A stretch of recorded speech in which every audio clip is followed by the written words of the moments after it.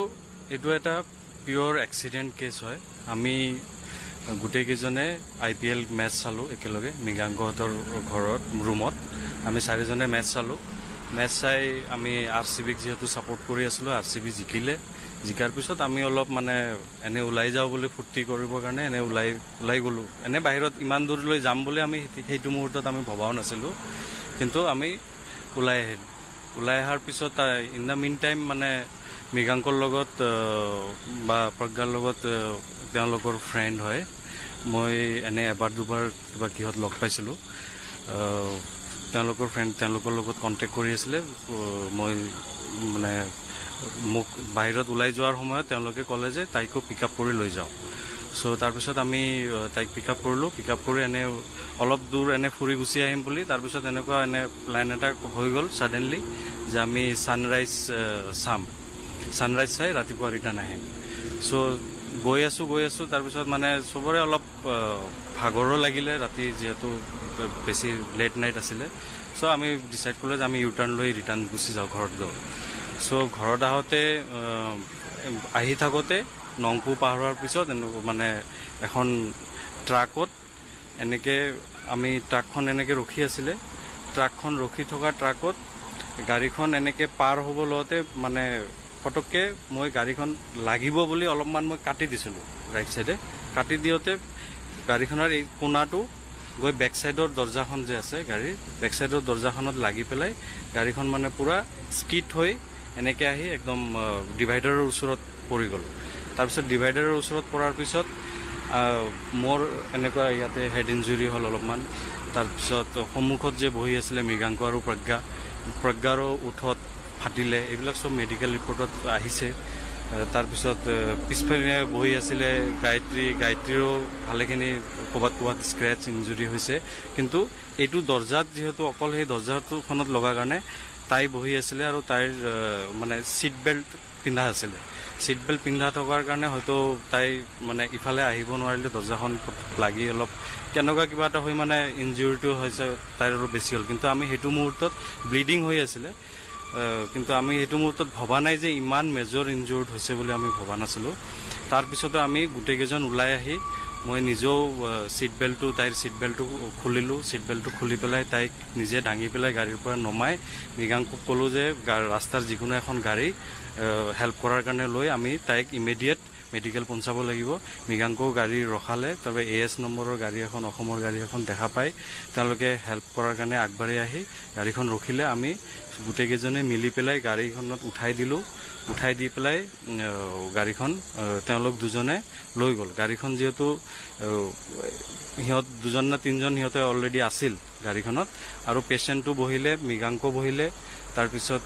প্ৰজ্ঞা বুলি যিজন আছে তাই বহিলে। বহাৰ পিছত তেওঁলোকে আমাৰ দুজনৰ আৰু তাতে বহাৰ কোনো স্পেচ নাই। চ' আমি সেইটো সময়ত যিহেতু এৰাউণ্ড 4:20 বা 4:17 এনেকুৱা এটা সময় আছিলে, সেইটো সময়ত আমি কাৰোবাৰ বহুত হেল্প লোৱাৰ কাৰণে আমি ট্ৰাই কৰিলোঁ যে আমিও ইহঁতৰ লগত গুচি আহোঁ। কিন্তু আমি কাৰোৰ পৰা সেইটো সময়ত হেল্প নাপালোঁ আৰু অলপ মনত বহুত শ্বক হৈ ভয় লাগি আছে। ট্ৰাকখন লোকেল ট্ৰাক, আমি এতিয়া যদি এইটো সময়ত আমি ইয়াতে ৰখোঁ আমাৰ লগত কি হ'ব কি নহ'ব কোনো ঠিক নাই। তাৰপিছত তাতে ট্ৰাকত ড্ৰাইভাৰ আৰু 2-3জনমান মানুহক আমি হেল্প বিচাৰোঁতে যে গাড়ীখন ডিভাইডাৰৰ পৰা অলপ দাঙি দিয়ক, গাড়ীখন যিহেতু ষ্টাৰ্টতে আছিলে, আমি গাড়ীখন ছাইড কৰিম বুলি সিহঁতে গাড়ীখন হেল্প কৰিছে, গাড়ীখন দাঙি দিছে। আমি গাড়ীখন লৈ সেইটো মুহূৰ্তত সেই জেগাটোত আমি থাকিলে আমাৰ লাইফ থ্ৰেট হ'ব পাৰে, কাৰণ লোকেল মানুহ মেঘালয়ত এনেকুৱা বহুত আগে পিছে ইনচিডেণ্ট হৈছে। চ' আমি ভাবিলোঁ যে আমি ইয়াৰ পৰা ছাইড হোৱাটো ভাল। চ' আমি পলায়ন কৰাৰ ইণ্টেনশ্যনত আমি তাৰ পৰা গুচি যোৱা নাই। যিহেতু আমি ভাবিলোঁ যে এইখন গাড়ী যেনেকৈ নহওক কিবাকৈ থৈ পেলাই আমি ইমিডিয়েট আকৌ আহিব লাগে। মোৰ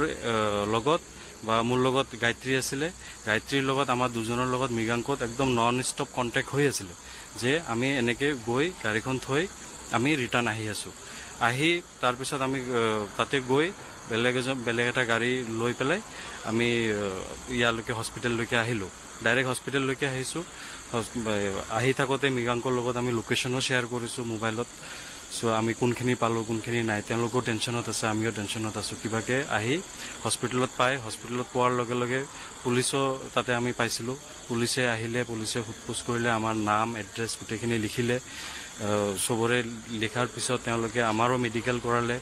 আমাৰ মেডিকেল কৰাৰ পিছত চব টেষ্ট যিখিনি বেচিক টেষ্ট সেইখিনি কৰিব লগা আছে সেইখিনি তেওঁলোকে কৰিলে কৰাৰ পিছত আমি থানালৈ আমাক মাতিলে আমি থানালৈ গ'লোঁ বাকী গোটেইখিনি যি কোঅপাৰেশ্যন কৰিব লাগে থানাৰ লগত আমি গোটেই দিন থাকি মেলি একদম কিয়ৰ পেচেণ্টজন এম্বুলেঞ্চত উঠোৱালৈকে আমি গোটেইকেইজন তাতে আছিলোঁ আৰু থানাৰ পৰা আমাক যাব দিয়ালৈকে আমি থানাৰ লগত কোঅপাৰেশ্যন কৰি আছিলোঁ নহয় আপোনালোকে এই গাড়ীখন লৈ গুৱাহাটীলৈ কিয় গুচি গৈছিলে গাড়ীখন লৈ যদি আপোনালোকে যদি গুৱাহাটীলৈ নগৈ তেওঁক যদি হস্পিটেললৈ নিলেহেঁতেন কাৰণ গাড়ীখন আপোনালোকে চলাইতো গুৱাহাটীলৈ গৈছে তো গতিকে আপোনালোকে কিয় গাড়ীখন চলাই পেলাই তেওঁক হস্পিটেললৈ নিয়াৰ পৰিৱৰ্তে আপোনালোকে গুৱাহাটীলৈ যোৱাৰ প্লেন কৰিলে কিয় ভাবিলে এইটো কথা মানে গাড়ীখন গুৱাহাটীলৈ যোৱাৰ প্লেন এইটোৱে যে আমি এইখন গাড়ী যিহেতু চলাব পৰা অৱস্থাত নাই সেইখন গাড়ী সেইটো মুহূৰ্তত ভয়ো লাগি আছে সেইটো মুহূৰ্তত বহুত ভয় লাগি আছিলে যে মেঘালয়ত আমি যদি এইটো অৱস্থাত থাকোঁ আমাৰ লগত কি হ'ব কোনো ঠিক নাই কমচে কম গাড়ীখন অসমত লৈ আমি থৈ পেলাই আমি বেলেগ এখন গাড়ী লৈ তাতে ইমিডিয়েট গুচি আহিম কাৰণ মেঘালয়ত থাকিলে মেঘালয় ষ্টেটত থকালৈকে আমাৰ লাইফ থ্ৰেট থাকিব পাৰে সেইটোৱে ভাবিছোঁ বেলেগ একো ভবা নাই নহয় আপুনি যিটো কথা এতিয়া কৈছে এই যিটো ঘটনা হ'ল বুলি কৈছে যিদিনাখন আপুনি যিটো ঘটনাটো হৈছিলে আপুনি যেতিয়া আহিছিলে তেতিয়া আচলতে এই ঘটনাটোৰ গোটেই কথাটো যদি সুধিবলৈ যাওঁ তেনেহ'লে আপুনি যেতিয়া গুচি যোৱাৰ পিছত এজন চালক আপুনি লৈ আহিছিলে গুৱাহাটীৰ পৰা আহোঁতে চালকজন লৈ আহি সেই চালকজনে গাড়ীখন চলাইছে বুলি আপুনি কোৱাৰ অভিযোগ উত্থাপন হৈছে সেইটো কথা আপুনি কিয় কৈছিলে মিছা কথাটো হয় সেইটো মানে তেওঁক লৈ আহি মই ড্ৰাইভাৰ মানে মোৰ ভয় লাগিছিলে যে মই যিহেতু গাড়ী চলাই আছিলোঁ এনেকুৱা এটা ইনচিডেণ্ট হ'ল মই যেতিয়া গম পালোঁ গৈ থাকোঁতেই ৰাস্তাত গম পালোঁ যে পেচেণ্টজন ঢুকাই গৈছে মই কি হয় কি নহয় এনেকুৱা এটা ভয় সোমাই গ'ল মোৰ মনত তাৰপিছত মই সেইটো এটা মানে সেইখিনি কথা মই কৈছিলোঁ আৰম্ভণিতে সেইটো মই মিছা কথা নকওঁ কিন্তু অলপমান কেইমুহূৰ্তমান পিছতে সকলোৰে সন্মুখত তেওঁলোকৰ নম্ৰতাৰ পেৰেণ্টছ যি তেওঁলোকে আছিলে পুলিচৰ সন্মুখত আমি সকলোৱে আছিলোঁ চবৰে আগত মই এইটো বস্তু স্বীকাৰ কৰিছোঁ আৰু যে মই এইটো কথা নহয় ড্ৰাইভাৰ মই নিজে আছিলোঁ আৰু এইটো ইনচিডেণ্ট এনেকৈ যিটো ক'লোঁ অলপ আগতে সেনেকৈ ইনচিডেণ্টটো প্ৰথমে আপুনি মিছা কৈছিলে প্ৰথমতে সেই কথাটো মই ভয়ত মানে ভাবিছিলোঁ যে মানুহ এজন যিহেতু ঢুকাইছে এতিয়া কি বা হয় মোৰ মানে সেইটো চেঞ্চত মই ভাবিছিলোঁ ড্ৰাইভাৰ কথাটো হৈছে নম্ৰতাৰ লগত আপোনাৰ চিনাকিটো কেনেকৈ হৈছিল নম্ৰতাৰ লগত চিনাকি আপোনাৰ নম্ৰতাৰ লগত মোৰ তেনেকৈ কোনো চিনাকি নাই নম্ৰতা মোৰ লগত কোনো কানেক্টেড নহয় নম্ৰতা মৃগাংক আৰু প্ৰজ্ঞাহঁতৰ ফ্ৰেণ্ড হয় মই জাষ্ট নম্ৰতাক এবাৰ দিৱালী পাৰ্টি ৰাখিছিলে মৃগাংকহঁতৰ তাতে আমি মানে দেখা দেখি হৈছিলে জাষ্ট কথা বতৰাও সিদিনাখন হোৱা নাই কোনো চিনাকিও হোৱা নাছিলে তাৰপিছত আৰু এদিন লগ পাইছিলোঁ এংগেজমেণ্ট যিটো মৃগাংকৰ এংগেজমেণ্ট পাৰ্টি আছিলে সিদিনাখন আমি দেখা দেখি হৈছিলোঁ সিদিনাখনো কোনো তেনেকুৱা যে পৰিচয় হ'ম বা চিনাকি হ'ম কথা বতৰা হ'ম সেনেকুৱা কোনো হোৱা নাই তাইৰ লগত মই এনে নম্ৰতা যে তেওঁলোকৰ ফ্ৰেণ্ড ইমানখিনিয়ে জানো মৃগাংকৰ প্ৰজ্ঞাৰ লগত কেনেকৈ চিনাকি আছিল আপোনাৰ মৃগাংক আৰু প্ৰজ্ঞাৰ লগত মোৰ চিনাকি থ্ৰু মিউচুৱেল ফ্ৰেণ্ডৰ থ্ৰু দি মৃগাংক আৰু প্ৰজ্ঞাৰ লগত চিনাকি মই মানে মৃগাংক যিহেতু হোমষ্টেৰ বিজনেছ কৰে চ' হোমষ্টেৰ কাৰণে মই এনকুৱাৰী কৰিছিলোঁ মৃগাংকৰ লগত চ' মৃগাংক তেনেকৈ মই চিনি পাইছিলোঁ তাৰপিছত মৃগাংকত মোৰ লগৰ এজনে আকৌ সেইটো হোমষ্টে যেতিয়া মই যাৰ কাৰণে ৰাখিছিলোঁ এইটো মৃগাংকক মই চিনি পাওঁ চ' মৃগাংক চিনাকি হয় চ' তাৰপিছত মৃগাংকৰ লগত তেনেকৈ চিনাকি হয় সেই মোৰ ফ্ৰেণ্ডজনৰ আপোনাৰ গায়ত্ৰীৰ সৈতে কেনেকৈ চিনাকি গায়ত্ৰী মোৰ ফ্ৰেণ্ড হয় গায়ত্ৰীৰ লগত চিনাকি হ'ল মোৰ কি কয় আমাৰ মই একজেক্টলি মনত পৰা নাই বস্তুটো গায়ত্ৰীৰ লগত চিনাকি হ'ল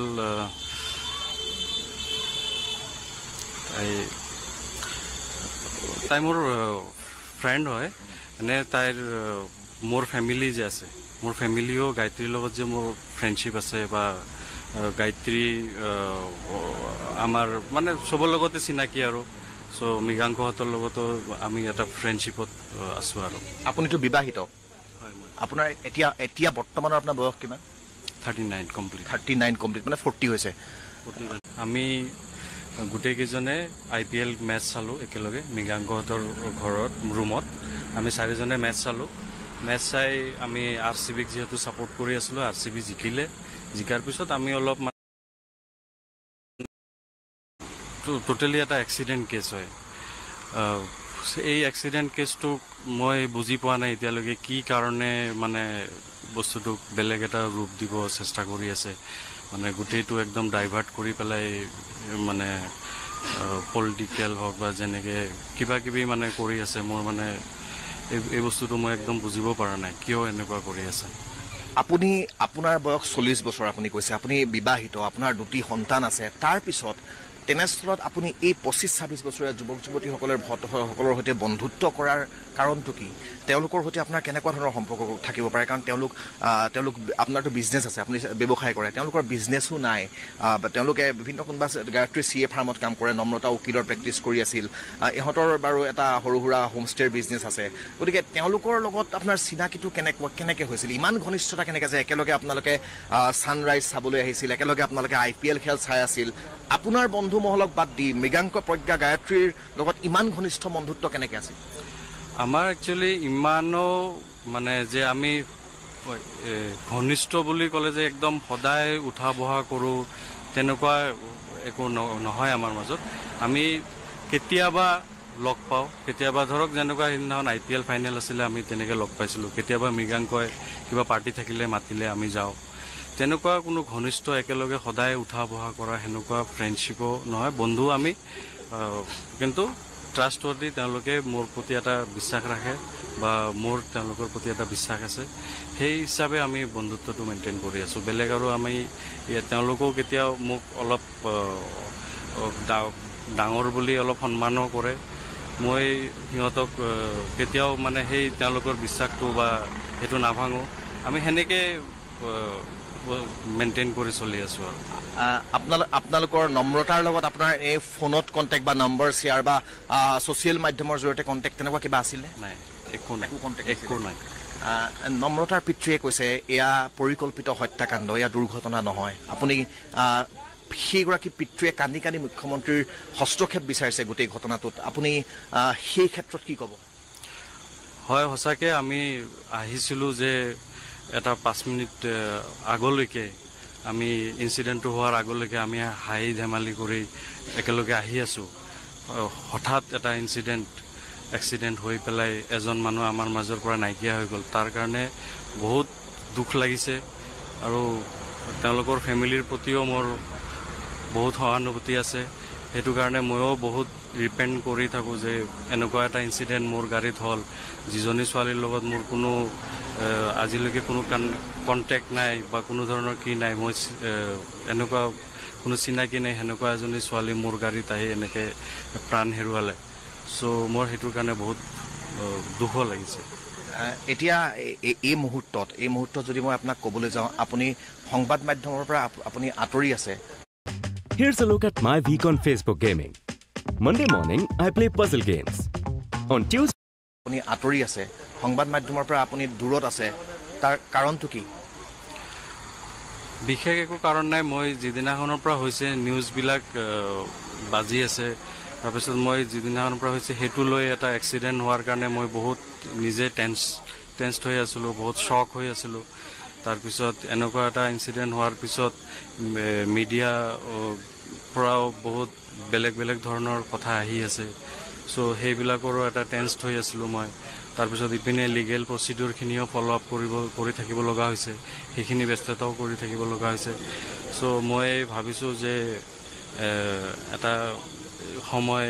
মই অলপ বস্তুখিনি ঠিক ঠাক কৰি মই মিডিয়াৰ আগত যাম আৰু এইকেইদিন হয়তো মই দুদিন আগত যোৱাটো ভাল আছিলে মই আজিৰ দিনত ভাবিছোঁ কাৰণ এতিয়া মই ইমান টেন্সড থকাৰ কাৰণে মই মিডিয়া অলপ দূৰত আছিলোঁ